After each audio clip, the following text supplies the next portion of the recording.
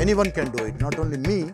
Also, this is possible because it's a proven. I think anybody can do it anywhere else, even barren, rocky and bedrock and sheetrock, any kind of rock, they can do this kind of farming. It is possible. In our last episode, we saw how DRCSC is working with tribal communities in West Bengal, lifting them from poverty to permaculture. From there, we headed southwest to the state of Telangana on the Deccan Plateau.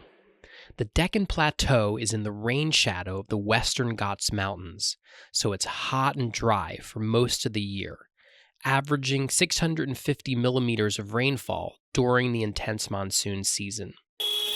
We started in the city of Hyderabad and wound our way out 200 kilometers into the countryside to visit the oldest permaculture farm in India.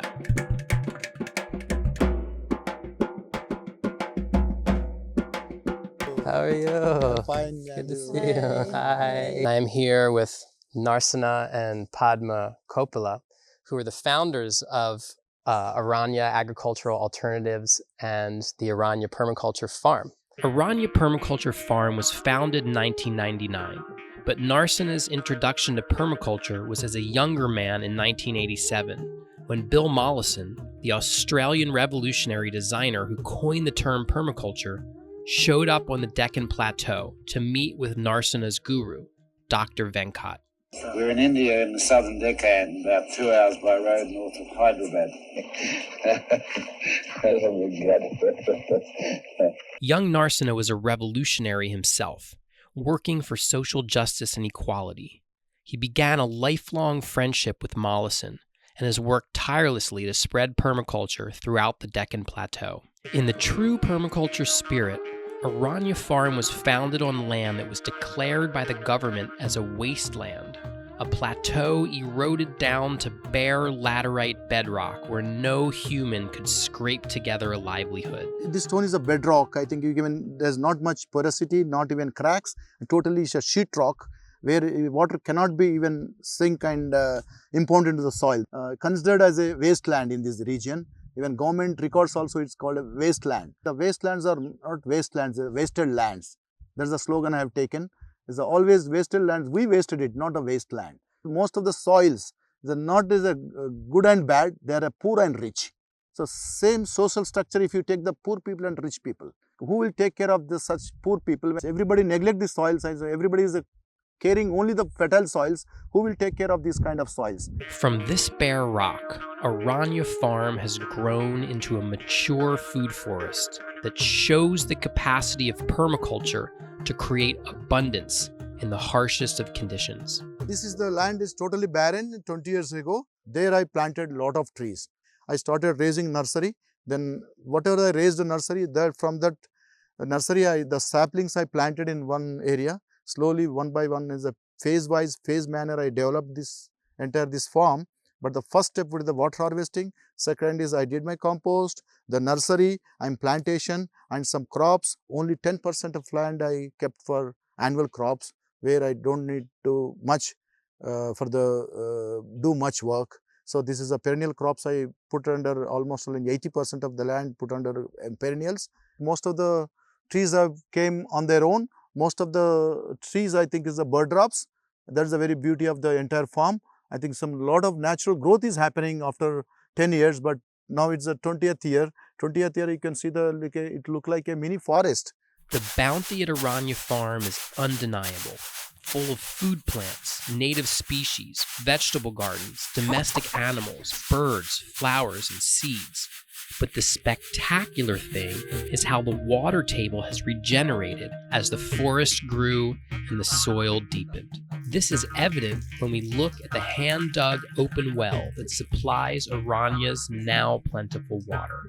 When I came here, I think this totally bedrock, only little amount of soil all around the well. You can see the depth of the soil, only just 6 to 8 inches soil. The roots are penetrating into the hard rock, making small cracks. I think they totally started going inside and breaking the rock. On this farm, I think I am maintaining the water table because of planting trees, not only few trees, but different, not only trees, different sizes and the small bushes and shrubs and trees and plants all together. I think the root system, the network in the ground that will hold more water. The water table has been maintaining since last 20 years. But over a period of 6 or 7, I could see lot of water in the well. That's the indicator of your harvesting water through plants.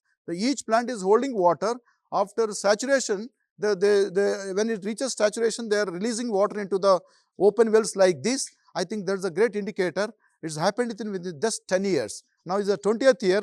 I have plenty of water. I never short of water at all on this farm. I needed to understand the practical steps in turning bedrock into a food forest. So we traveled off of the farm into the surrounding community to see some sites that are in the early stages of development. The first primary activity which they did was to harvest the rainwater. This kind of trenches did in all the women's farmers' fields. And then on the top of the bunds, they sow the seed. On the bunds also, on the rocky area also, they could able to grow something. She planted the mango tree, and also she has done the water harvesting within the plant, because it's all rocky area. The water is coming from there, and she could able to stop the water, and water can stay for longer time to the fruit trees. And at the same time, and she has done the mulching to hold the moisture for long time, using the same moisture for to grow the vegetables like tomato, chilies, and she is showing the moisture. If you do the mulching, how the moisture looks like. All of the farmers collectively bringing the water to the tanker and putting into the tank, and from there these people are using the bucket and giving the water to the plants. If you see the crescent structure, the slope is from that side, water is coming here and staying for a long time. So she could able to I think 7 months she has not given any irrigation to the plants, even though she could able to grow because of the water harvesting. So essentially, they identified an area where there was a little bit of soil amongst the bedrock and dug that out to form a crescent-shaped berm that would intercept the rainwater sheeting off of the bedrock.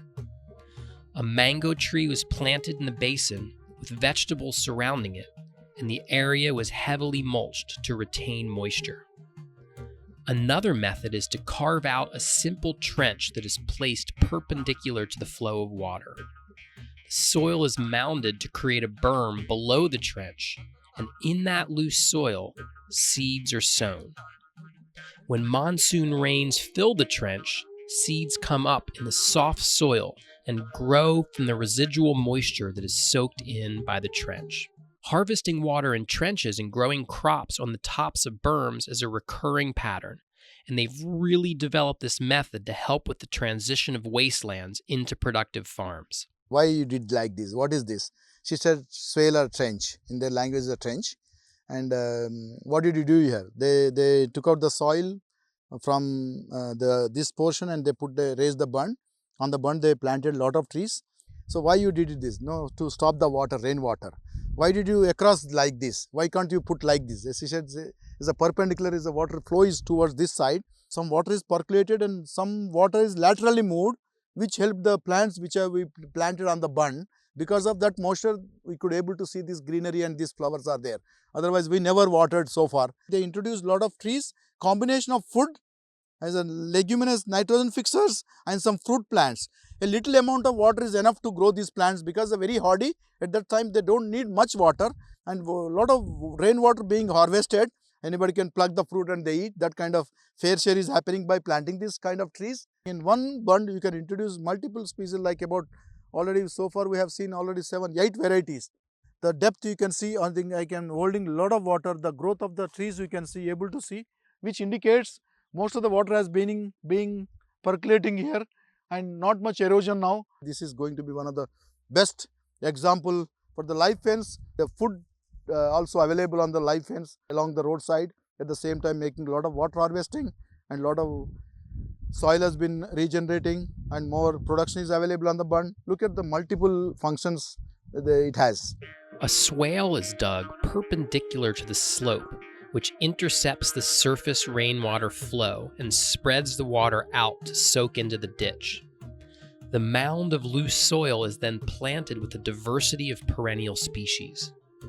This is often conveniently placed along the boundary of a site, so it also serves as a living fence planted with fruits to feed the passerby, and can be positioned as a windbreak to further protect crops from the drying effects of winds. This is a very common technique used by Narsanna, and it has proven its effectiveness over the decades since he installed the very first one. So this is where I introduced my different concept of combining the live fence with the windbreak. When I was here, I think the beginning totally what just now we have seen the rocky area, no plant, nothing, only rocks, not even there is no grasses, is not even blade of grass is not growing on this rocky area. But now is a war of almost 20-25 years. Now it is totally full lush green. They started agriculture on this land after 10 years. That's how the transformation taken place. By doing this, I got a lot of confidence. Any land, any kind of soil can be transformed within 2 to 3 years. I introduced a lot of local species, very dry, at the same time multiple ways, multiple trees, and the microclimate is totally different. Now where I am standing, this cool is totally different from the hot sun. Now this has become one of the big income for her. Only for tamarind she sell every year some 25,000-30,000 rupees of tamarind. There's a big income for a small family in the rural area. I think that is how your live fences you can combine with the windbreak as well. You can make a more resilient, at the same time dry species, and it should be more some productive also. It's economically viable, at the same time you're protecting your farm as well.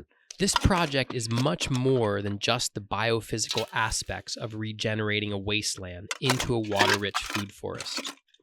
There is a powerful dimension of poverty alleviation and social justice that is at the root of Narsanna's motivation. When I came here and I'm talking to the people, they were very hopeless on their lands by seeing these lands, but most of them are landless. So I approached the government, at the same time I approached the community. What is the possible way to get the land?